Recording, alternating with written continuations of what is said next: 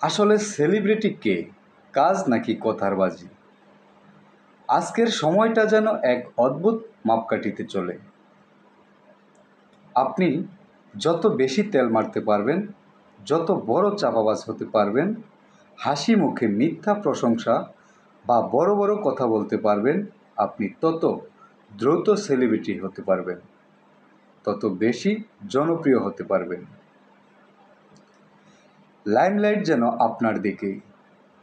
আর আপনি যদি হন একজন নীরব কর্মী, যিনি কথার চেয়ে কাজে বিশ্বাসী, চাপা মারতে জানেন না, তেল দিতেও পারেন না, তবে আপনার জন্য অপেক্ষা করছে শুধু চাপ আর ভুল বোঝাবুঝি। আপনি ভালো কাজ করলেও কারো চোখে ভালো হতে পারবেন না, কারণ আপনার মুখে সেই চটকদার তেল মারা বা চাপাবাজির ভাষা নেই। আপনার কঠোর পরিশ্রম ঢাকা পড়ে যায় ওই লোক দেখানো কথার নিচে।